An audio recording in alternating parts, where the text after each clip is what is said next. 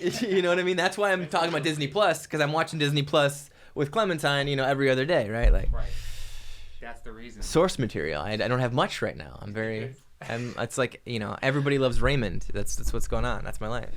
That's hilarious, though, that after like recording some of these, you're able to look back and see like, wow, I'm talking about this streaming service a lot. This is my life. Oh my God. Like, that's all I talk about. Like 3 or 4 times I mentioned it. But again, like it's what's going on in your life at the time. And then that's what you're talking about. That's topical. Absolutely. This is part of the data collection process that I'm doing with this podcast to allow me to get more insights as to who I am, where I'm going, where I want to go. It's like a video diary, video diary, yeah. Speaking of, welcome to this week's video diary with Matt and James. Video diary. Documenting our life 1 hour at a time. That's fine. That's fine. Our segments are a good way to look at it. Yeah. You can't break it down by the minute. That would just drive you crazy. Crazy. A certain amount of time. You got to make it, a bigger chunk. You can fit things nicely in an hour. You can get some work done in an hour. Classes are an hour in school. I feel like that's what's forming my whole conception of this. Therapy sessions are an hour. That's right. Billable hours. Just everything's in an hour. It's the magic time.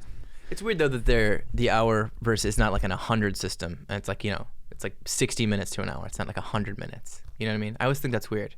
That is actually, my high school did have 100-minute classes. They had a block schedule, so you almost had like 2 periods combined. 100 straight minutes. It does make sense to sit down for that amount of time. It also is nice to get up, run around a little bit. Metric though, like change what a second. I guess a second is a second though. You can't change what a second is. That's not going to change. But unless you're going to get into some like Einstein relativity shit. I can't go there. Somebody had I was looking, it was like the New Year was coming around, so it was like a base calendar, and it was like getting rid of leap years, and there was only so many days, and there was like something like an extra month or something crazy. But they added the quarter year to each year as opposed to having a leap year. Yes. It was 1 day every 4 years. Exactly. So you're consistent, but it's all the same, and every day will be the same next year. So like the 23rd of April will be a Friday next. You know what I mean? Whatever it is will be. Okay. So for scheduling for the next. How long is the day though? 24 hours and like 4.5 minutes. I don't know, right? Like how does that? Yeah, work? Right. I don't know. I don't know. Because you're adding extra days now. You're having extra. You'd have to just spread it out. I mean, you're trying to change space and time in some way.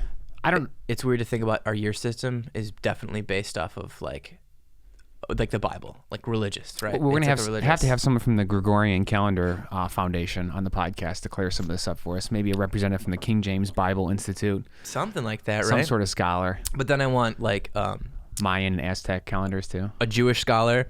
I want a Greek Orthodox scholar. I want everyone to come and explain their calendars. I want everybody to explain their calendars to me and make it make sense for me. You have to justify this timeline, okay? Justify I want some your hard time. dates. Right. You said this Jesus Christ character was active. This character. This guy. I'm trying to, Character. Hey, if you're looking at that many different religions at once, you have to be sort of disconnected. Absolutely. Can't be your guy. They all can't be right? Otherwise, you'd be saying stuff like, "Oh yeah, talking about my Jesus, my Lord, versus this other character, the character." Double character. There's like Jesus, God's son, but then there's Jesus, just the dude that was the prophet. But then there's because Jesus was right. So you're already breaking it down. There's going to be a camp that's like, yeah, he existed, but he wasn't magic. It wasn't a magic guy. Though, he wasn't a magic guy. Yeah. It's not the same. Didn't walk on water or nothing. Dude, I always want to go there. That voice is just so fun. It is, That's right? the one I always just slip in. I don't think the one I was just doing was that. No, but magic guy. I'm talking about a different magic guy. Hey, what guy is that though? What's like that? That's the magic. Hey, how you doing, guy? Hey. I'll tell you what kind of guy that is. That's the guy that describes Jesus being the magic guy. The magic guy walked on water into wine. You know the drill. Not the guy that can do magic. No, yeah. Not God. The magic guy. He was a magic. guy. I mean, he's a guy, but that's the voice. Yeah. I mean, he's a guy, but obviously he's not like Jesus or some sort of Lord. They fucking killed him. And then he came back from the dead, Yeah, guy's magic. I'm going to make it a promise that you will hear a bad Italian, New York, Bronx, Long Island type of accent within the first 15 minutes filthy of fucking greaseball accent. Podcast. Matt's words, not mine. Moving on to the different... They were my words. I said that, okay? You know what? My words too. Point out. I'll take them. Nice. There are words now. See, sometimes you just say someone confidently and people are like, yeah, I'm with you. I'm with you. I'll follow you. was telling that to Clementine. I said, don't be a follower, or just lead it, and then people will follow you. People think, You're giving whatever. your daughter the leadership talks? I was trying. That's But good. she's already doing it herself. I don't need to tell her, but I just try to, who do they are? They don't care. They don't matter, Do I love you? Does your mom? You're good. Let's go, Do you feel like you got good talks like that when you were younger? No, absolutely not. So you're giving the talks you never got. Absolutely. That's great. That's very important. Absolutely. How you basing them off of? Like, I could assume, sports movies and stuff you find on the internet. What kind of I guess it just comes to you, It just comes to you. Just you sit there and you wait for inspiration. It just and you say, Clem, be a better person. No, but it's not like someone cuts you off or almost like hits you at the car wash and then you turn into a learning moment. It's not like that. No, As opposed to sometimes, flipping out, sometimes screaming at I'm someone. not really like a flipper outer kind of guy. I don't really get the road rage very much. Really? No. No road rage? No. How much do you drive though? I drive every day. Really? This Yeah. surprises me about. I get road rage. I have a hard time with it. Really? Yeah. You just worked up. I feel like your haunches are up. You feel like you're being attacked almost or something. If you're going that fast in a vehicle, flying through the air, 30, 50 miles an hour, your body can sense that on some level. 2,000 pounds. You're in a It missile. can tell what's happening. Yes. It kind of is putting it in fight or flight mode. I think that's why people tend to flip out, myself included, unfortunately. No, you're absolutely right. The level of your heightened sense is like, zzz, you motherfucker. Somebody cuts your way, putting you in danger. You got to get them. How right? have you mastered this though? Why are you so calm? I don't know. I'm a pretty zen guy in general. I think I don't know. Just don't let it. It's like, okay, I fucked up too. I've been there. So you're so burnt out, Yeah, complaining right. and being Right. upset about some movie Everything. remake. Yeah, some exactly. Other Another prequel sequel bullshit that I can't. here's the thing that they just didn't stay true to from the original. Let me just tell you. I got so many issues with this. Enough of those conversations. You can't handle any road rage. I can't, right? Yeah, it's like whatever. It's like you got your opinion. I think that there was a moment where this guy, I think, put into perspective for me, and it was a 4-way stop, and I was coming to the 4-way stop, and I wasn't thinking whatever, so I almost go right, and it was definitely his right away.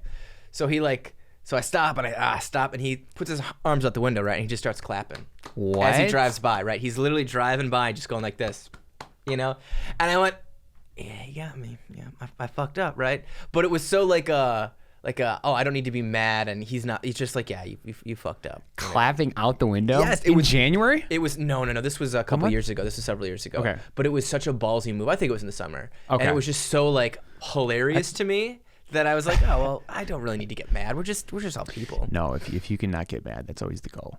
Definitely. But How is me getting mad at that grandmother gonna help me? it's not like a choice thing. I mean, I just feel like the training started so much earlier. Or somehow you had some other foundational thing you didn't get mad. Like when you learned how to ride your bike. It's like you learn not to get mad when you had bike accidents with people, and it transitioned to when you were an adult and you start driving cars. I don't know. Now somebody's gonna like hear this and be like, oh, that guy rages all the time. Like He threw a crowbar in my car. You're right. Like Drove by, he clapped, then he threw a crowbar. I really can't think of a time where I was like, really mad at somebody for their driving. Because, and 9 times out of 10, if you're late for something or you're in a rush, it's your own fault, right? So how you going to blame other people for you being late, right? Hey, man. You leave 5 minutes earlier if it was that important, right? You're right. So I see people, get out of my way. Why are you in such a rush? What are you doing? Yeah, I think about this sentiment sometimes that, anytime you're sitting in traffic and you're like, oh, this fucking traffic, there's people slow, this traffic coming from that direction. It's like, you are traffic. You are traffic. You're one of those cars in traffic. They're on their phones. Everyone's on their fucking phones now in traffic. We were driving down to the city the other day, and it was on the expressway, and we were in my dad's truck, which is a little bit higher, so you can see down. And you're looking down at these cars, and everyone's got their phones, like this. It's a little scary. Because it's bumper to bumper, right? But it's bumper to bumper because they're all on their phones, and like they're looking down. You know what I'm saying? This is what's going to lead to autonomous driving. Like there's going to be some study like Americans not looking at the road 74% of the time, study shows. Jesus, right? Like, fine, just be on your. That's where we're at now. Just fine, you be on your phones. We literally can't take them away from you at this point. So we're gonna invent cars to drive for you because you literally can't be off your phone. Or you got to buy a second phone. The phone drives, then you look at the first phone. Like Phones. You have a thing where you plug your phone in and then you have another phone and it waves to you. I think the only way out of this is more phones. More phones. If phones are fucking us up, we need some more phones in this situation. Just phone it up. Just phone it in. Just phone it in with a new iPhone. No, you just got to get some sort of monitor, made by, I don't know, Android, Samsung, someone. Sure. Huawei. Google, Huawei. We could do Huawei. that. I can never say Huawei. I don't know why you want to be getting them. Yeah, let's Quality why not, dude? let's have the phone that's going to monitor us be from China. Let's have that. Let's have the Huawei phone. I think it's really interesting. They got this thing, Amazon Prime is at Whole Foods, right? And people scan their phones, right? And now they've got people trained that even if there's no sale, they just scan their phones, right? So what is that doing? Amazon's just looking Take at a all your look. purchases, Take a right? look. Hey, like check out what you buy, and then they're gonna advertise to you more. Right. So they got people just scanning, like here's all my purchases, Amazon. Here's my purchases, because there's no sales. So people are like, oh, I forgot to scan my card. Do it again, and I'm like, lady, it doesn't matter. You don't need to scan the card, right? But they think that it's giving them these discounts, these boosts. But it's really just like, hey, Amazon, here's some more information for you. Isn't that interesting? Oh, it definitely is. More phones. But And they're it's training got- you through the phones. It's got to help with like their inventorying too, right? Like, oh yeah, we don't need this many pairs. They're going to eventually get rid of cashiers, so that there's a system they're developing where it monitor when you enter. It looks at your phone. You say, hey, I'm here. Tells and who you then are. It has all the there's like cameras everywhere, right? And the cameras are monitoring you, following you around, seeing where you put things into your basket, right? And then it judges Oh my what you have. God. And I guess like if it loses you, they recalibrate and it finds you, so it has everybody tagged in the store. And then you just take what you want, put it in your bag, and then it knows what you got, and then you leave, and then it just charges your card. That's fascinating to me because they can easily have these LCD screens set up at the end of each aisle. And like if you're 3/4 of the way through the store and it's like clear that you passed up those brownies that you usually get when you're in like that sort of mood, they show you those brownies on the LCD and they hook you. That They is get ya. actually too Late stage advertising, the very register. When you get to the register, maybe even I'll take it one step farther. Fuck the LCD screens. I'm thinking like 20th century, 21st century. They're gonna have like those old bank teller machines, like the tubes that sucks the money like into the teller. They're gonna repurpose those for like power bars and bullshit that people buy at like the register for Whole Foods. And if you walk up and you usually like to get a power bar, or you like to get a Chia, whatever the fuck, they're gonna bank shoot a Chia, whatever the fuck to you. just in case. Sell that to you. And you you'd get be like, custom. oh, well, it send it to me. They know that I like it. I guess I'll take it. It's only an extra $3, right? A customized checkout experience. You Man. get different products for different people. That's what they want. That's what they're going for. wow. Cashierless and less people, right? They don't want any people. They want it all. You just go. That way, you're like you're unencumbered by being bothered by someone. Yeah. You're just going in and shop, which is weird. You know, that's like a digital version of what used to exist though in other domains. Like there used to be personal shoppers. If you went to Absolutely. like, I don't know, a Nordstrom's or something, I think they used to have Sex Fifth Avenue, one of those stores. Sex Fifth Avenue.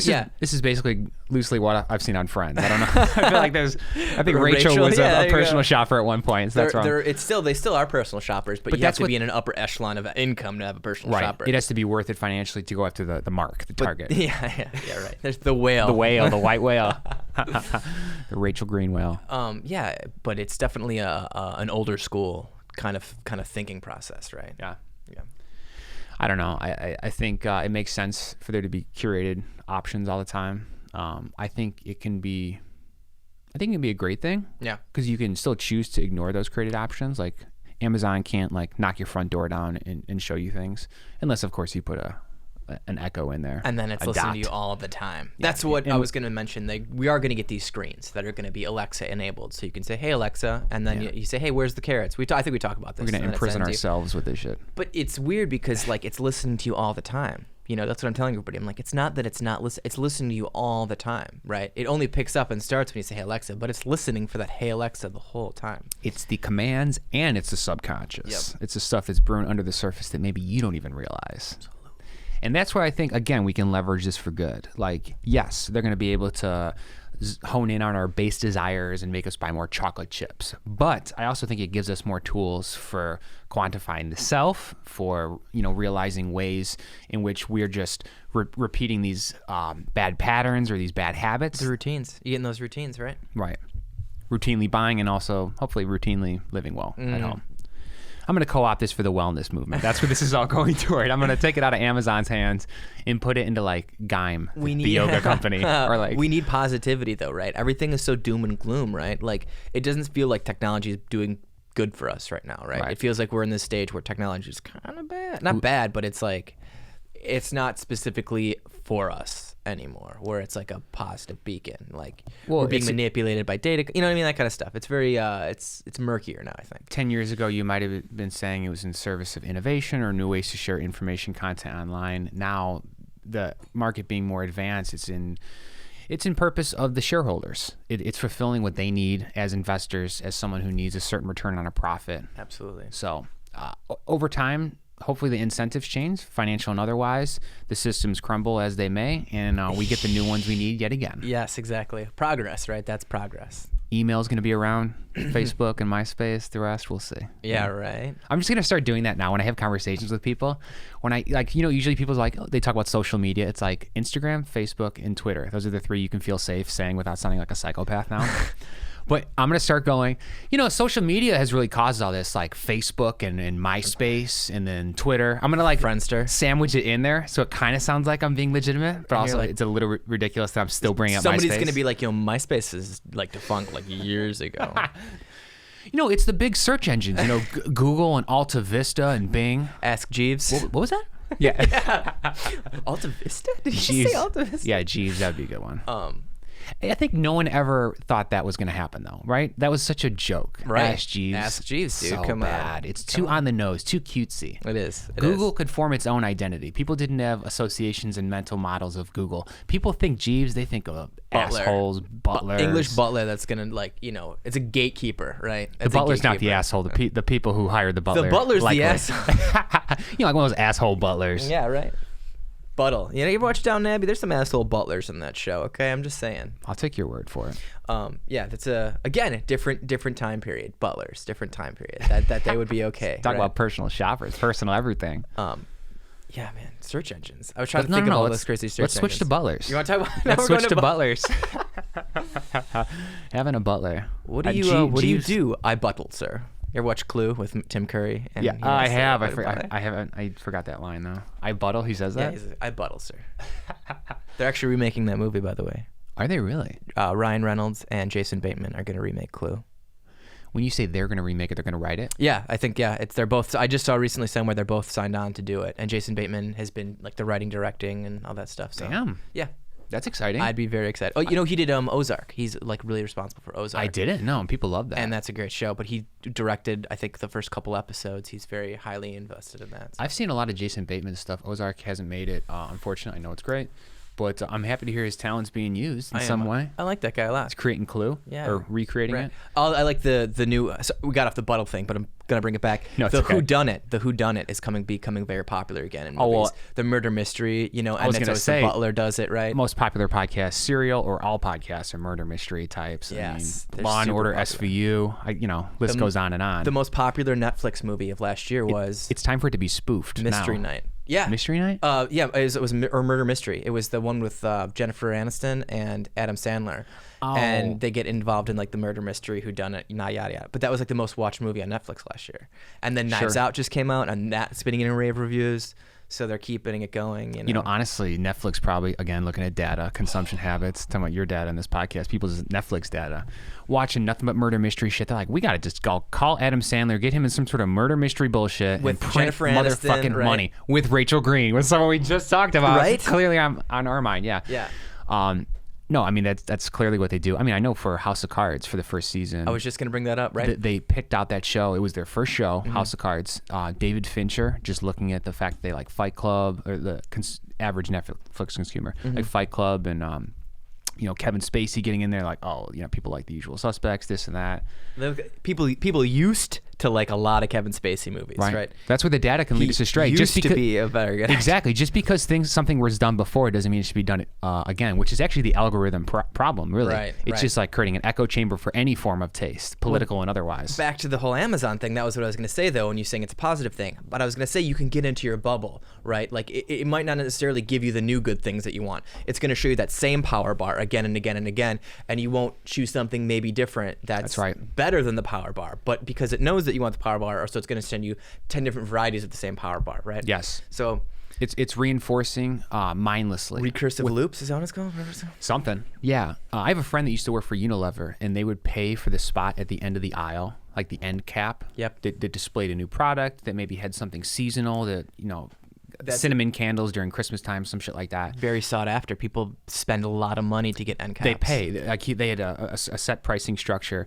But there's actually something to that, because these companies are all in competition for that space, and they're all like willing to say this is extremely important that I tell people about this new toothbrush, say, and I'm willing to spend 10 G's a month on whatever. Absolutely. And maybe that's financially worth it because the public just doesn't know how great this new toothbrush is. You got to spend money to make money, right? You got to get it out there. Well, then, like, spend money to make money, but also just something needs support at the beginning. A product needs support. If the public doesn't know what a toothbrush is, Marketing and advertising. and you're showing a toothbrush for the first time, might actually be better for the consumer. But you have to work at the beginning to be like, brush your fucking teeth. Get that audience. You got to get the audience, right? You got to buy the end cap. You get the audience. I could see how this is annoying, by the way, if I'm acting like all companies are trying to sell toothbrushes, like they're all like that righteous. They're trying to take care of you. That's bullshit. Obviously, a lot of stuff is superfluous. You're so wellness. James is I'm trying to basically stay on a brand. corporate apologist. We've realized. That's gonna be my career. I'm using this as a jumping point to that time. That PR kind of man. career. You're gonna be a PR man. I get it. Yeah, That's and fine. honestly, another life that would have happened. But right, no, that end space is big. super big. Selling right there. Yeah, but it's interesting. It's all interesting how this is all shaping up with this stuff. It's crazy. Yeah. It's crazy. I think we'll see more of like this algorithm-driven life, right? Mm-hmm. Like within television, within movies, within our shopping habits, within like everything. What we see on our again, back to phones, Facebook. It puts us in these algorithms, and it only shows us the same stuff, right? Bigger and bigger. Speaking of which, they're remaking these murder mysteries bigger and bigger. So the original Clue was pretty good. If Very anyone good. hasn't seen it, it's a great movie. It's from the 80s. Very inventive. Do yourself a favor and watch it. It had different endings. So I'm hoping they do that, where you go to the theater and you don't know which ending you're gonna get. The streaming era was built for that sort of shit. Absolutely. Hit left on the remote if you want this ending. Hit right on the remote if you want that ending. Even your better than DVD, better than anything. Didn't Netflix do that with Bandersnatch, the Black Mirror thing? That's right. I never saw it. Yeah, I didn't heard that. either, but that's what it was, right? There's Next Time on Lonnie is this web series that I fucking love that also did that because you can like use the annotations or like the windows inside the YouTube video to like click to another video. Super cool. Each clip was like 15 or a minute long. Like it was a shorter clip, and then you can go to like another segment in the clip. Anyway, they ended up being connected, so you could still see a lot of it Everything, together. But like, so inventive. It is. It's really fun. But yeah, I hope that they do multiple endings if they do this, and you go to the theater and you don't know which ending you get, and then you're like, man, I want to go again because I want to see a different ending. I mean, that's a smart idea in general, right? Yeah. Get people to go to the movie more. And then, of course, you'll have the DVD where all the endings are on it, like in the original Clue. But that's how they did it. They had, when you went to the theaters, it would be a different ending for you that they'd show. And then, Do you know if it was based on location or if it was just random, like you could see all the different endings in Chicago, or the Midwest get a different ending than the West Coast? That's a great question. I wonder if it was randomized or if, they just, or maybe they all had like 4 or 5 different prints, and then they would just, every theater got the 4 or 5 different prints, and then they just kind of That makes the most sense. Telling the theaters Wednesday through, Right. Sunday, play this version, then get people to come back Somebody time was in the week. like, I don't like all those endings. That's the ending. So they just played the same. You know what I mean? The one they liked the whole time. Yeah, those projectionists, they can probably make that call. Dicks. Ryan Reynolds and Jason Bateman. Yeah, I think it's an interesting. They're both funny guys, right? Yeah. I like them both. Yeah. They're both making successful. They make movies I enjoy, right? Has Ryan Reynolds had the chance to like write a lot of stuff yet? I mean, he's funny as hell. He's been funny as fuck since the 90s. I think he is. He's gonna end up being our like Lifetime Achievement Award winner. He's gonna and like forget Leo. Maybe Ryan Reynolds. Ryan Reynolds, dude. If he keeps it up, He's keeping himself in better shape than Leo. Yeah. Well, man, he doesn't have to though. Leo can let himself go because he's not doing these like action hero roles. Ryan Reynolds is always doing the action hero guy stuff. He's doing Deadpool. He's doing that new nice guy. Leo's the best. Yeah, what am I saying? Listen, he can do what he wants. Let it go, dude. Let it go. Go get that dad bod, Leo. Get out of here. No way. Keep working it. Yeah. Fuck that. There's no double standards. Ryan Reynolds did Deadpool. Yeah, why not? No double standards? Did he shoot Deadpool or did he write it? He wrote a lot of Deadpool. Okay, props. Him and the. I only saw the first one. It was funny from what I remember. It's good. I know people love it in general. There's a third one coming out right at some point. It is, yeah.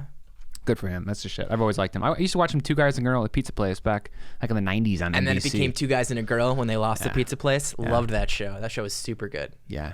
What was the other? Oh, Van Wilder. I also loved him in Van Wilder. Yes, That was you the other see big that one. as I saw that like that formative age where like you just I don't know connect with it on such an immature level. You're Right. like, oh, this is Oh man, when you're in the high school and you watch that, college or like, experience.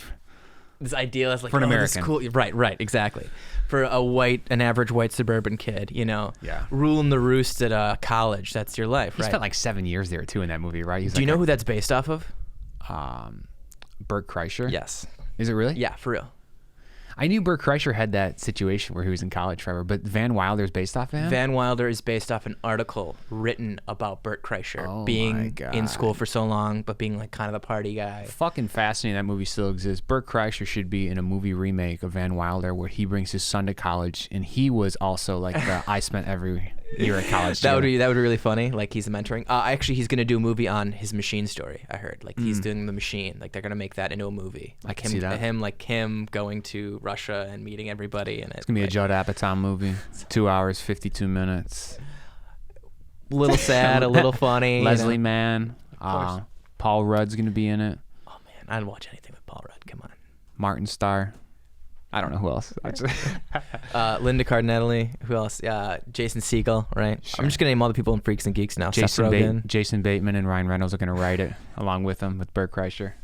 Oh yeah, Ryan Reynolds. He did. So he wrote Deadpool 1 and Deadpool 2 for sure. And I that's think good he's shit. wrote other things. So he's he's doing stuff. Some people do just get it all. Yeah. Brains and body. I think it's Although- once you get the opportunity, right? That's what I think a lot of it is like once you get you show you're successful with this. Okay, we'll give you a little more. You get a little more. Taika Waititi, right? The guy, he just did Jojo Rabbit. He directed Thor. He directed What We Do in the Shadows. Love that shit. The movie? Yes, the movie and the show. He did both of them. I want to see the show. I love that movie. Flight of the funny. Conchords fans, watch that. What We Do in Shadows. But My that's God. it, right? So he did that, and then he did another movie. I can't remember what the name of the movie was. But once he started He's been doing this- successful. Yeah. He's done well. And then he got Thor, and everyone was like, "What are you doing giving this guy Thor? This is great." But then that was the most successful Thor movie, so like, well, let's give him more. So then he Fuck just yeah. did this little art house Jojo Rabbit movie, which I haven't seen it. And I want to see it so bad. Next thing, he's going to be designing products, putting them in the end caps of stores. Yeah, right. You know, it's going to be his next step. He directed an episode of The Mandalorian too. They Did gave he him an really? Episode of the last episode. Of We The got to watch this Mandalorian. territory. Can't go on this territory. No. Can't go on I'm this just saying, territory. like he's been given so he like. can handle a big piece of the pie. But it's been in such a short time. I feel like he's been around for a while, right? But like in the last like 2 or 3 years, I feel like he's doing everything. Mm-hmm. But it's because everything he does is more successful. He got the Midas touch. Yep. You just got to go with it. They're gonna do it with Todd Phillips now. Watch, because Joker was so Todd- successful. Yeah, I mean, they've been doing that with Todd Phillips. Right, he's great, he's right? had some reigns. Yeah. But- you mean, though, with like more of a gritty superhero type movie? I or- just mean like he's gonna have so many more opportunities to do whatever the hell he wants, right? In If general. he wants to do another superhero movie, hell yeah, they'll give it to him. That's But good. if he wants to do something, you know what I Well, mean? he showed he can now earn some serious revenue off of little investment. The Joker was cheap, right? Famously, Super it's like cheap. fuck this. Why are we spending 200+ mil on these big budget franchises when these people are gonna come out either way? They're gonna come out and watch this shit either way. You put I in like that Joker. that's your. It's because they're come on. gonna pay either way, right? No, look, if you're putting out a Joker movie, there's a Sure. certain subset of the American population that's down to see that Joker movie. No matter You what. could spend $400 with a camera and a psychopath shooting this thing, or you could spend $400 million. Right. Why would you do the $400 million if someone like Todd Phillips proves you can do it with nothing? Nothing, right? But again, that movie was special. That movie had like a good story. That movie had a thing. It was trying to say something. It was using. Man. It was using superheroes the correct way. No, Right. I haven't seen it, and I'm sure it has. But the thing is, that's gonna set off like the new pattern now, where everyone's gonna be like an art house Marvel movie, Yes. art house Marvel this, art house DC this, and they don't have to spend any money, and they're gonna be gritty, and they're gonna be interesting, and they're gonna be love stories. They're gonna have all these different twists and Sure, ties sure. and moods. You're But they're saying just it's gonna be not going to jamming- kill the superhero movies. They're going to it's just Exactly. increasing. They're never going to die. No, they're going to be remade as artsy movies now. Yeah. Like again, this subset of the American population, as they age and get a little older, it's like, let me be more sophisticated. Let me watch artsy Joker. Yes. Let me watch like the art house Joker. Well, like a guy like me who's been reading comics his whole life, right? So it's like, yeah, I like the flights and the tights and like the colorful heroes, but you give me some of that gritty realism. You know, ooh, yeah, something I could like hang my hat on, right? Now that you've something I can invest myself in. Now that you've also experienced some gritty realism. Right. Now that I'm, an adult. Yeah, right. But you A gritty adult. like any genre, you can go as deep as you want into the genre, and I think superheroes is particularly deep well, right? Well, it's a classic tale, the hero's journey, Joseph Campbell type stuff. Absolutely. Right? But superheroes in general are a very American creation. Like superheroes, totally American. There's not like Well, it's about the anything- individual rising up to save everyone and rising above the collective. Right. So it requires that mindset. Actually, the Superman originally was a socialist hero. He was about the worker. He wasn't about like truth, justice, the American way. But then he's like, how much is the price for giving everyone capes? Oh shit. 800 people, 800 capes. Fuck that. Too expensive. Capitalism. Fuck. No. But he was. What happened? Yeah, I don't know. He legit was made, and he was like a hero of the workers and like the people, right? And then as time went on, he slowly shifted. Christopher Reeves' dad, who played Superman, the older version of him. So it's that thing where like once so like now Joaquin Phoenix is the Joker, right? Now people won't be able to see the Joker as anybody but Joaquin Phoenix. For 3 years. Superman was this guy, Reeves. Well, I can't remember his name. It's driving me nuts. I can see his face. But he was this like older guy, kind of burlier chest. What? Superman became this American, the time shifted him into being truth, justice, the American way. So wait a minute. There was like, we went to Korea or something, and then like we stopped who Superman was. We had to change him to some capitalist, whatever the fuck. Like, yeah, kind of. Like that was the deal. When did Superman come around? What year was Superman? Was like the first. Like I shouldn't say the first, but he was in. Don't go too deep. Just give me a year. Sure, like 1930s. Okay.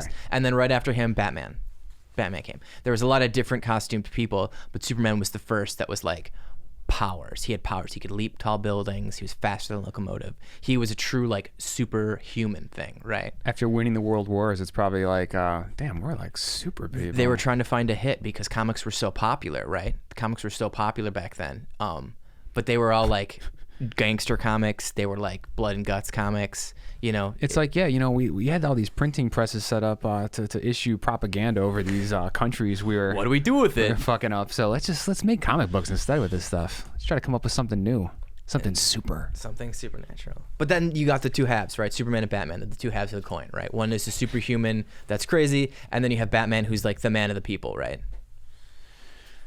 What is this, like a bro and bohemian type setup? Yeah. Like there's the culture and the counterculture. It is. That's exactly what it is. You have, and then, but now you're seeing that with the Joker, right? In the same year, you had Endgame, which is like the popular culture movie, and then you have Joker, which is kind of the anti-counterculture movie, right? Both of them made billions of dollars, right? You're all being played, motherfuckers. That's what I'm saying. You're being played. No, it's just, it's interesting. I particularly fascinated with that, how comics are now becoming, that is the culture now, right? Okay, here's what we're gonna do. In the future, we're going to collect all proceeds from any minute of this podcast that talks about superheroes or Marvel or entertainment culture, and we're going to donate those proceeds to an anti-superhero defamation league. Sure, or no, should it be anti-superhero Real talk, they had that. Or a pro-superhero defamation anti-league. Yeah, anti-superhero league. Now we sound like we're villains. The anti-superhero league. I have to work on my Lex Luthor laugh. Seduction of the Innocent. Not to keep going in the comic history, but Seduction of the Innocent. You're going in the comic history. What's Seduction of the Innocent? It was written by the psychologist who said comic books were polluting children. And he wrote this big long book talking about how evil they were and how it was totally bad for kids and all this shit.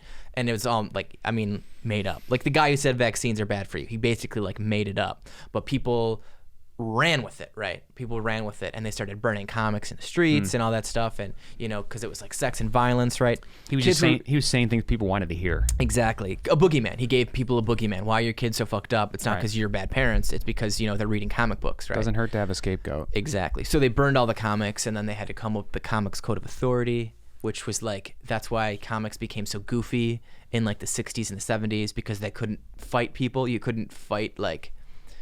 There could be any violence, but that's why you have superheroes like the Flash, who became science heroes. So they would teach kids science facts about speed and that kind of things. So if you look at the early Flash comics, it's like a science comic, right? I did not know this. Yeah. Get a whole education from those 70s comics. Anyways.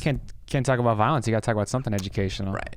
I just read a book by Grant Morrison, who's one of my favorite writers, and it's called Super Gods. You guys check it out if you like comics at all. It's like it's like the history, but it's like the history of the world and comics, and then like the comics world. It's very similar. I know you love this. I gave you a comic book a few years ago. Understanding Comics by Scott McCloud. Yeah, I love that book. It's good. It's a very you comic, right? I feel like it's very, because it literally tells you the whole. That's it too. That's a very good. I'm interested in the genre in so many ways that I didn't realize. I used to watch The Simpsons and stuff. Like watching comics. In my age is normalized because there's just television shows. Even the Flintstones before me. There's always been those depictions.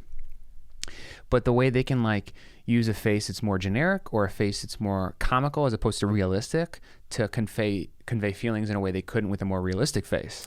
Like you accept emotional information and like cues differently based on how realistic the face is drawn, how big the imagery is, how they're contrasting with the background. Like the kind of like it was just like a magician's book, you know, showing like all the different tricks. Here's the tricks of the trade.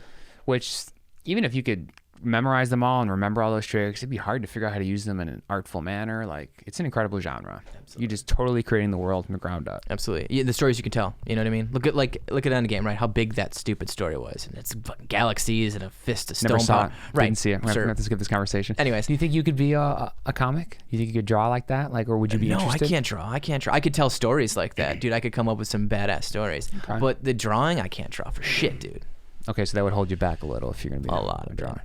But there's probably like partnerships. Like there's like someone who likes to draw and there's someone who likes story. I feel like I could storyboard it out, right? Like I know, so you know just the need tricks, a writing partner. right? I know the tricks. Like I could like do the storyboard and be like, okay, that's how I want the panels to go. This is what I want in each panel, right? This is the splash page that I want. But you can't do the actual art. But like the art would be crazy. But I bet I could sketch out like how I would want, you know what I mean? Like storyboard a little bit. Well, that and there's got to be some sort of like computer generated image work you can work with. Absolutely. You know, if you take 3D renderings and you can animate them in a certain way.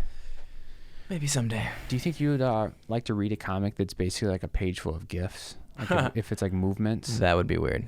You think it'd be too much? It would be weird. Yeah, because that kind of defeats the purpose. I feel like that defeats the purpose.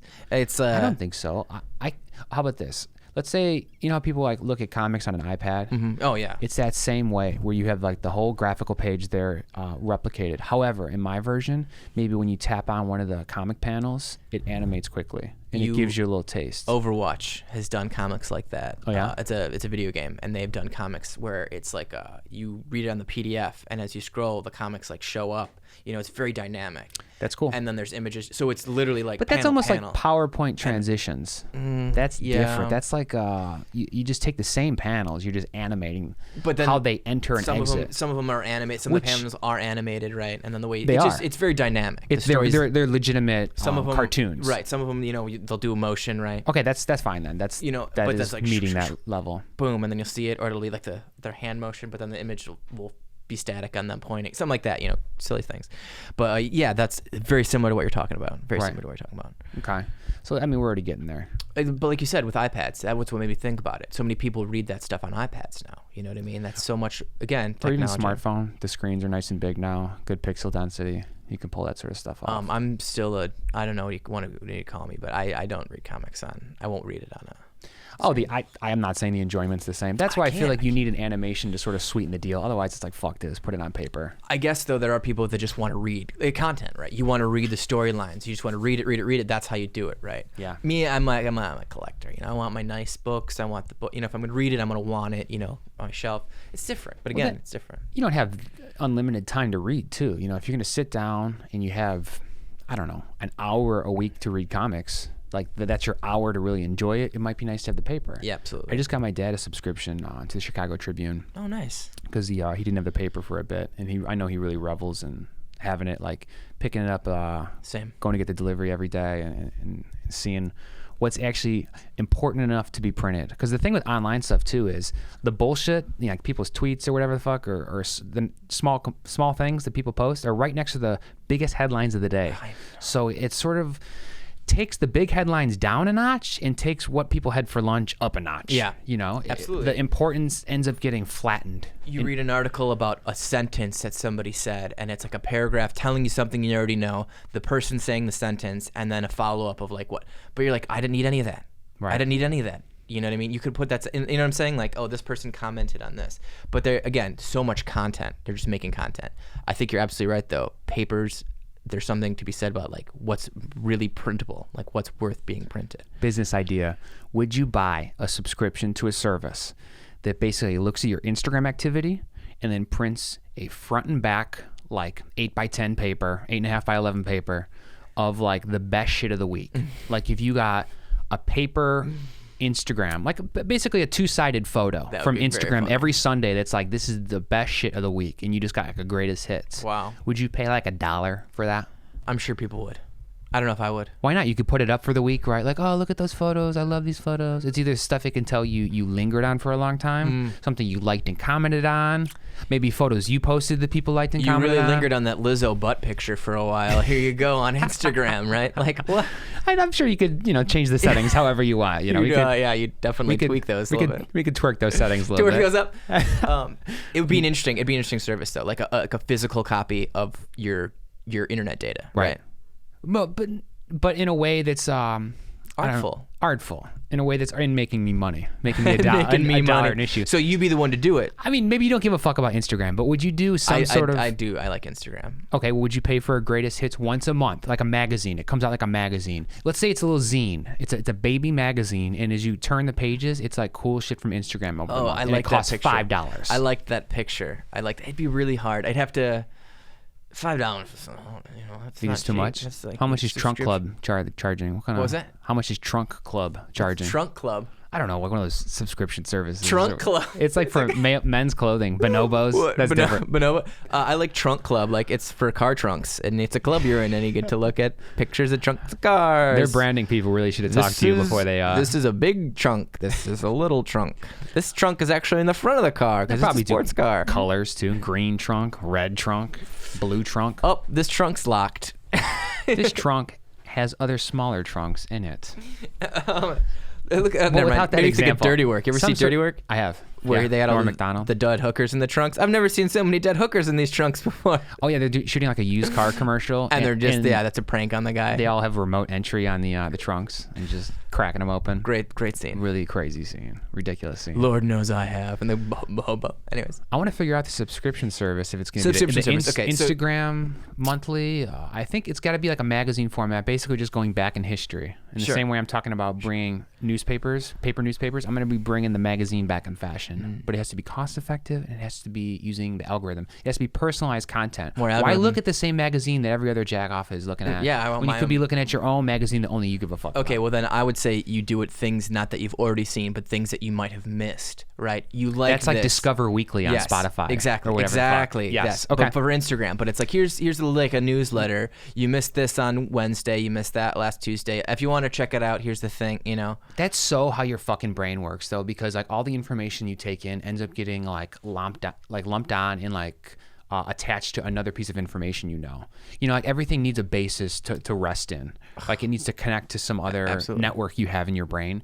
So what you could do in this greatest hits idea is release, again, a monthly magazine subscription where half the photos featured are your most beloved photos from Instagram and the other half ones you just missed. Yep, perfect. It's going to be all the ones you missed. So you're on that fine line between comfort and like exploring and experiencing new shit. That's really good. I like that one. I like that more if it's something that I didn't have, right? If it's like, oh, well, yeah, I like that picture. I like that picture. That's cool. That's nice. But if it's like, oh, I did like that.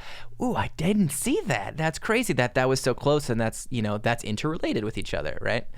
And then if you'd have to have like blurbs though too. You'd have to have some little extra information, something. You know what I mean? Oh, you'd have to come with something. Maybe like an opinion of somebody, like a little editorial, like, hey, They should just have like a staff member look over your zine and then like write a comment on the back like, hey, I noticed you've been looking at a lot of construction DIY tutorials. You should check out this link. Good luck with that. Or your basic. Good luck with that. Your basic AF. Get some new hobbies. Some really harsh ones. Oh, damn it. Hey, I've been seeing a lot of people like you, and their mental health is always bad. You should reevaluate your internet activity a little bit. We're sending you some free therapy sessions. You look pretty fucked, dude. Like people would be in the system, be like, wow, that's a lot of anger. You know what I mean? You'd be able to see some angry people and things they'd look at, right? Hey, you picked therapy. You picked a good way to sell people shit that's maybe good for them. You found another toothbrush example. Therapy, right? Yeah, trying to sell people on therapy. We see that you have a lot of angry posts and maybe some sessions. Here's a number. Just call it. Check it out. Do you think that already happens actually? Do you think that people pay Facebook to look at a certain demographic of the population that's known to experience anger or like, I don't know, some sort of mental illness that would be useful for therapy or therapy would be useful for? I think it's the more sinister version of that. I don't think it's looking to help people. I think it's to take those people and manipulate them further into whatever, right? Those people are the most vulnerable people, and you can convince them almost anything. Well, probably, yeah, it's probably like encouraging them to drink or take drugs or something. Or, like vaccines are harming your kids, or, Hillary Clinton has a pedophile ring and, we need to stop her and lock her up. Just shit like that. Like the misinformation. We're seeing misinformation so much more nowadays. And I think that, like, you've heard of Cambridge Analytica, of course, that company, right? Right. And them literally targeting people, right? Using your data and the things you look at, the angry images, and then targeting you and sending you more misinformation to then pump that up. Well, look, those avenues are profitable, but I think actually because they're not positive with it, I know you're trying to. If those forms of misinformation aren't at 51%, if they're not more than half the time, like the correct information is still winning out. Sure. And if you're looking at what's profitable, like what's actually going to get eyeballs, it's not that disinformation. Like, it has a use.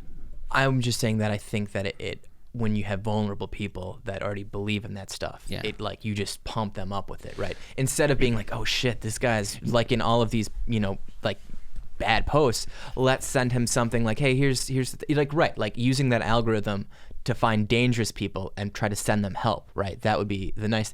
I just don't think it works like that. I think it's more how to continue to sell them things, more products, right? Absolutely. I don't think there's a positive spin on it. No, right. The thing I was just saying in thinking about, not fully articulating, was how I'm trying to think of something like normally positive. Live, laugh, love. You ever see like one of those metal signs or like drawn, live, laugh, love? Those sell like hotcakes. That sells like crazy. I don't know what someone from QAnon or one of these like right-wing conspiracy type like groups or one of these Russian trolls, whatever they would come up with, in the form of their live, laugh, love, but that stuff's not going to sell. You don't think so? It's not. Well, it's not going to sell like the positive thing, because that's just it's a fringe group. Those are people on the fringes. True. And I guess we have talked about culture, counterculture. They're just responding in a lot of ways to the prevailing culture. Absolutely. And they're probably more susceptible to what the prevailing culture does than they are the counterculture flames that are being fanned, or the gasoline from the counterculture that's being thrown on top continuously. So we can get some trolls on this thing if you want. Yeah, we got to get some fucking Russian trolls. Some Russian trolls talking about. No, probably gonna be our first subscribers. Yeah, right. Russian That's the only thing. Like, for some reason, they just love us and they all watch this, and then it's like, well, we can just subscribe to this, and isn't that what happened with the what was it? The storm Area 51. Remember that? The guy, it was like 40 people, and then some Russian trolls or whatever got it and thought it was funny, and then it blew the fuck up, right? Right. That might be misinformation, but somebody got a hold of it, and then it ended up, he like literally turned it on the next day and it had like 1 million people. And look, even if you were wrong in saying that right now, and you did give some misinformation, 95% of the stuff we said has been accurate.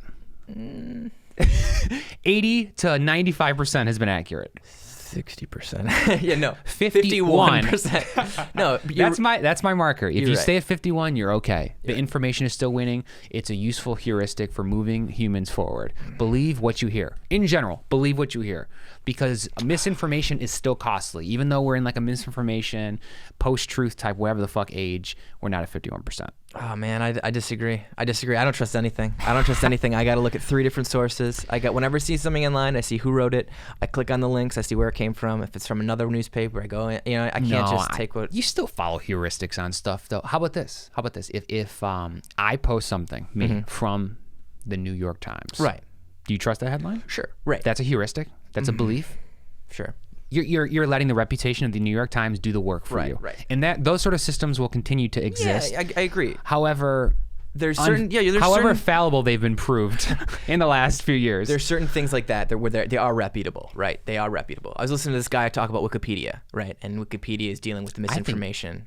It does, but I think Wikipedia, by and large, very reputable. That's what they're saying. How it most used of their to not information be. is reputable. It used to it's not fantastic, totally like Wild actually. West, but now people are coming to Wikipedia, and Wikipedia, they're like leaving Wikipedia links. Like, go to Wikipedia for this stuff. This guy was talking about how they had to deal with like that misinformation coming into them, and like they'd have like wars between editors and all that stuff, trying to get the correct information out there, right? But how, like, making it a trustworthy source took him a lot of time and effort. And now, you know, I'm sure. And, you know, actually, it's a damn wonder people don't blame Wikipedia for the post-truth movement to begin with, you know? It's their fault. You know, they're the ones who let us write what reality was. Right. But everything has to be fair. everything has to be sourced. That was what I was going. They were talking about reputable sources and how they will, like, take a news source like New York Times, CNN for the most part. You know, reputable news. That's the primary source, but like a bit more partisan, like Fox News, Breitbart, like not so much. Right. MSNBC, not so much. Right? There's opinion in that. Well, and honestly, where it's moving now, and we're talking about this on a podcast. Podcasting, the individual, not an entity, but a single individual person. Like, I wouldn't be surprised if all news in the future is actually just coming from individual personalities. Yeah, absolutely. And you could account for their conflicts and their opinions. You know, stuff that comes out of the Washington Post. You got to think it's owned by Jeff Bezos. Absolutely. Who owns Amazon. And you better believe that certain stuff that's going through the editorial department there as it relates to retail is going to be affected by their presence with Amazon. Totally.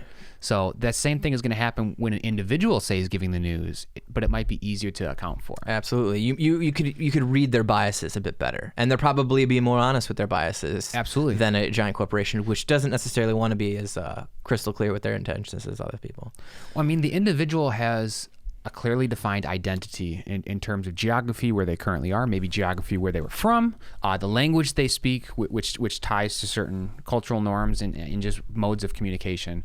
But I mean, this is my way of saying that this is now a news podcast. This is 100% current events and news. A news podcast. Well, that was my next. I had an idea that would be, you know, what would be good, like a single person, you know, 10-minute podcast where the person that tells you the news and kind of analyzes it for you, right? And it's just like, this is what I think. That's right? journalism, right? But like doing it on like in a social media-esque way, right? Like, here's my qualifications. I'm nobody, but this is what I think, and blah blah blah blah blah, and you know. No, I mean, wanting to be a conduit of truth is a qualification. Right. How do you trust that person? Obviously, that's another story. That's why we're going to do this podcast. I'm going to do like 1,000, 2,000 episodes, build people's trust, and then I'm going to start the news show maybe. And then we'll do the news show, right? But no, I think yeah. Once you get a good reputation for being a truth teller. Amen. If a dude 3 blocks over was doing news and he was talking like a Chicago perspective, he was doing national stuff as it relates to the United States. Maybe he was doing some global bits. Absolutely. And he was just cutting it up, you know, for someone's perspective who lives in this area. I think that makes a lot of sense. That's something I would want to watch. And there's your newsletter, right? There's your newsletter, your $5 newsletter. I would pay for that, right? We finally flushed it out. We finally flushed this idea out. Curated news, right? Curated news for you, right? But like in an analysis that's like from, you know, a normal human, right? To be honest, I have followed some of those newer journalism outfits that have popped up, like DNA Info Chicago. Yes, there's been like some of those Facebook absolutely. Groups actually that are clearly like smaller staffed, and they're more individual in terms of how they deliver content and their voice. I used to have their app maybe 4 years ago. I think it was a while ago. I had an app. Actually, fuck, they're the one, they tried to do the paper newspaper too. They started really? as a website. And they had started printing newspapers that said like DNAinfo.com Chicago, and like that was like the headline on a paper newspaper. It was the craziest looking thing. It ended up being defunct, and I think some of the smaller syndicates are broke up and it's still being operated in some way. Right, but wasn't it like I was gonna say? Wasn't it like a bunch of smaller offices or smaller probably individuals? It was kind of neighborhood based, right? Kind of neighborhood based. But that's cool. I'm into that. If you can if you're reputable, right? You're not just spouting shit. You know what I mean? Like, and it's worthwhile news. Yeah. Talk about reputable. That's why I brought up the neighborhood thing. Actually, is because you have like a reputation in your neighborhood, and you have to fucking live there. You know what I mean? You can live on the coast, or you can live in New York and screw everyone in the rest of the country. It doesn't fucking matter because you're in New York. Right. But if you live in a neighborhood and you're responsible for conveying honest news to that neighborhood, you have a serious social accountability structure that's impossible in some sort of profit-driven, disconnected news system. And people will hold you accountable, right? Oh, at the grocery store, at the gas station. And you're talking that. Why would you say that, right? Like, you know. Hey, I know you're just here to pick up some ramen, but something really rubbed me the wrong way about what you reported last week. Yeah. I'm dealing with that. I think that would be a very excellent avenue for the future of journalism. You know what I mean? Well, I think it's the way it's going. How can it not go to the individual? It already is. More podcasting. More podcasting. No, but people, there's those studies that people trust, like PewDiePie. Yes. PewDiePie. More than like. I won't say his name. I wish I could say his. I'm Swedish. I should learn how to say his real name. It is PewDiePie. It's PewDiePie. What's his like first name for real? Oh, it's like John. Isn't it John? Well, anyway, whatever the fuck his first name is, people trust him more than normal news outlets. Meme review. Is that what it is? That's his thing. It's like the meme review, and then it goes through the weekly memes. And He's then doing individual news as it relates to internet meme culture. It's incredible because the age of his group is just like so young, right? He's got like the 13-year-olds, like The thing all is, though, of them. he's aging. Is it staying young or is it shifting up with him? I mean, it's are they staying starting young. to go, I think- Are they starting to go see their art house Joker movies? Are they at that stage or? I'm sure that there is a selection of people that will stay with him, right? But when it's like any He's my age. at this point, or damn near. It's like any kid thing with kids, right? They keep the new generation learns it from the older generation, and then it sticks with it, right? So like the 13-year-olds are going to show the 12-year-olds, hey, watch PewDiePie, keep it going. And I'm sure to a certain point he's going to, maybe lose it when he's got a gray beard. But I mean, he's a young-looking guy, and people like him. I think they'll stick with him, right? Yeah. They'll follow him. And he's doing stuff that younger people are interested in the form of gaming. Look at like Howard Stern, a guy like Howard Stern or Adam Carolla, who's been on the air forever, and he had this fan base that's followed them forever, right? Like they've aged right along with them. That's what I'm curious about. Yeah, I have a feeling that's what's going to happen with him. He will have a huge base in 5 or 10 years. He will have his own television show. He'll have his Ellen, whatever. He already does have his own television show. He already does have his own television channel, which probably gets more views per day than a show on network television. How many millions of views does that get? He gets more views than Fox News. Wasn't he going against that other that Indian company for a while to have the most subscribers on YouTube? Do you remember the whole thing? I believe so. And then there was like a subscribe to PewDiePie. That was the whole thing, and they were faxing it to all these it was just crazy how the lengths his fans were going. Well, you bring up an interesting thing with him because you're talking about like some sort of movement behind just him being the biggest or the best or the highest number of subscribers. It's like an identity thing too. Yes. It's not just like the minutes you spend enjoying that. It has to do with your idea of status and attaching your success or PewDiePie's success with who you are as a person. Oh, I'm gonna help them. This is my favorite thing. I'm gonna help him get to that level. You know what I mean? Like we got to get him there, right? I watch the show. If the show is successful, I am successful. Like somehow the math works out that way. Yeah, that's interesting. I feel like that's a younger kid thought or phenomenon. You know what I mean? Definitely. I feel like you don't have that with like an adult. Like, they're on their own, But a kid's like, he's with me. Oh, come on. You used to see the Power Rangers do something, put a rubber band on their wrist. You'd walk into next school next day, rubber band on that wrist. I'd have power bands. Power band. I got power band. You got power band? Yeah, of course, power band. You got power band, dude? I'm like mixing trends, like Power Rangers and those rubber bands. Pogs and Power Rangers showed up with some pogs. Yeah. Some crazy bones. Well, we'll have to see what he does with his TV channel, with his success. Yeah, right. And how he chooses to echo what he has to give off. Another subset of that is like all the Twitch, right? The Twitch and the what is it now? Mixer, right? These gaming services where they're watching these guys play games, right? Mm-hmm. And you have a personality called Ninja, right? He plays, biggest Twitcher. He was the biggest Twitcher. What was it? He moved to like Mixer or something, and like he has a fan base of like however many millions of people that watch him like on average a day, and so all those viewers are gonna go over to the new service Mixer, which I think is like Microsoft. Is that what or it something. I think it's Microsoft, but it's so the they service just bought is Mixer. The biggest star. They did. They were like, here, we'll give you X amount of dollars. Just come over, change your channel to this. But then, like Twitch is, they've been having issues with their terms of service and like all that kind of stuff. And like, it's weird. There's people that don't like Twitch that whatever. Well, in the same way I brought up MySpace earlier, Twitch could easily be one of those motherfuckers. Right. I mean, why isn't this YouTube's game? Why isn't YouTube eventually going to take it? Because the thing is, it's going to consolidate and it's going to stay with some of the traditional methods. Isn't it all going to be under YouTube? Everything video related? Anything video related? Well, okay. Fucking anything. Outside of these streaming services, it's going to be YouTube, Netflix, whatever. It's going to be those 5 names. A popular podcast that I'm a big fan of was talking about recently how their videos were not being on the search bar because of the content they have in the podcast. And it's Your Mom's House. Shout out to Your Mom's House. I love you so much. I just love you so much, Tom and Christina. But they were talking about how they are going to like demonetize them because of the stuff that they talk about, and YouTube is trying to become 100% kid friendly. So oh my God, it's going to completely desanitize. That's super dangerous. No, look, if they do that, then there'll be a Wild West YouTube. That will happen. But if they're going to go completely child, because then, okay, there's the child YouTube and then there's the adult YouTube, or whatever you want to call it. You know, it's. Well, see, the thing is there's already YouTube Kids, right? There already is Kids YouTube, right? I know. Why? So, but they want to say, because advertisers, right? Advertisers want to use YouTube more, and so they want to advertise. It's got to to be like younger network kids. TV. Yes, but Everything's that's what got it's to be like going network to. TV. Yes. Fuck that. But that's what they want money. Then we're gonna. Amazon, sorry, Google, YouTube, they're following the money, and the money says we want more to be able to access more kids, and we want to advertise to more kids, and we need to make That's this more. fine. I don't give a fuck. Then they just need to have like an HBO YouTube. God damn it. That's all you need is the cable channel YouTube, and everyone's gonna always have a demand for that, and everyone's always gonna want to pay for that. Well, yeah. Not want to, but I mean, if you Right. got to, you got to. People are not gonna relinquish the desire for that. I don't want to You need that. sanitize. I don't want to sanitize YouTube, right? I want to be able to look at whatever I want to look up on YouTube, right? It's They want to fuck over YouTube and make it just for children. That's fine. But this There'll has been be a a new YouTube then. slow process for a couple years, because I remember last year, I can't remember, it was like 8 months ago, they started demonetizing all these wrestling videos. Wrestling? So wrestling, like podcasters, commenters, reviewers, videos, like they were slowly like demonetizing them, and like But why? Because that's part of like being violent on TV. You know what I mean? They don't want Violence? that. Okay. They didn't. I guess violence, but Okay. they were something about like not wanting this to be part of their business model. They don't want people making money off of that or something. Wrestling. Again, I used to love wrestling. right. I don't think it made me more violent necessarily. No, it's Did like, make you want to try the moves on your friends when you Sure. were screwing around. but like it's not. It's like playing violent video games does natural. not make you more violent. Yeah, It just doesn't. it's just these things are outlets. Exactly. You got to wonder what that outlet does.